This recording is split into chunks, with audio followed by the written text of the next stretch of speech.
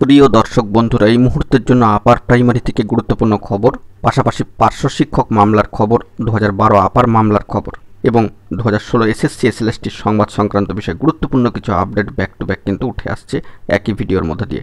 তাই সবটা আর্জেন্ট ভিত্তিতে ক্রিয়েট করা। ভিডিওটিকে শেষ পর্যন্ত দেখবেন, কোনোভাবে স্কিপ করবেন না।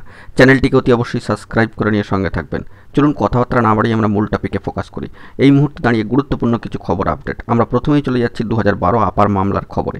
বন্ধুরা অন স্ক্রিনে দেখতে পাচ্ছেন 2012 আপার মামলার ক্ষেত্রে লক্ষণীয় যে মহামান্য কলকাতা হাইকোর্টের অ্যাপিলিয়েটেড সাইট থেকে যে স্ট্যাটাস উঠে আসছে, বিগত 16ই জুন 2025 এই তারিখটি অতিক্রান্ত হওয়ার পর আজকে প্রায় 9 করে 10টা দিন ফিক্সড ম্যাটার সিঙ্গেল বেঞ্চ মহামান্য কলকাতা হাইকোর্টের অনারেবল জাস্টিস রায় চট্টোপাধ্যায় মহাশয়ের এজলাস।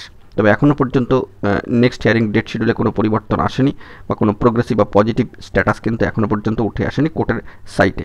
দেখা যাক পরবর্তী ক্ষেত্রে এই বিষয়ে কী আপডেট উঠে আসে। আমরা চলে যাচ্ছি পার্শ্ব শিক্ষক বন্ধুদের একটি গুরুত্বপূর্ণ মামলার স্ট্যাটাসে। দেখতে পাচ্ছেন সম্মানীয় Debmalya Ghosh and ORS versus union of India and ORS. এই মামলার ক্ষেত্রে লক্ষণীয় যে বিগত 15ই মে 2025 কার্যত একটি মাস অতিক্রান্ত হয়েই গেল এবং 9 করে দেখতে গেলে বেশ কয়েকটা দিন অতিক্রান্ত, কিন্তু এখনও পর্যন্ত কোনো প্রোগ্রেসিভ পজিটিভ আপডেট স্ট্যাটাস কিন্তু রদবদল কিছু আসেনি বা কোনো চেঞ্জেস কিন্তু এই মামলার স্ট্যাটাসে এখনও পর্যন্ত আসেনি। মহামান্য কলকাতা হাইকোর্টের সিঙ্গেল বেঞ্চ অনারেবল জাস্টিস রায় চট্টোপাধ্যায় মহাশয়ের এজলাস। অত্যন্ত গুরুত্বপূর্ণ খবর আপডেট উঠে আসলো পার্শ্ব শিক্ষকদের এই গুরুত্বপূর্ণ মামলার ক্ষেত্রে, আপার প্রাইমারির ক্ষেত্রে।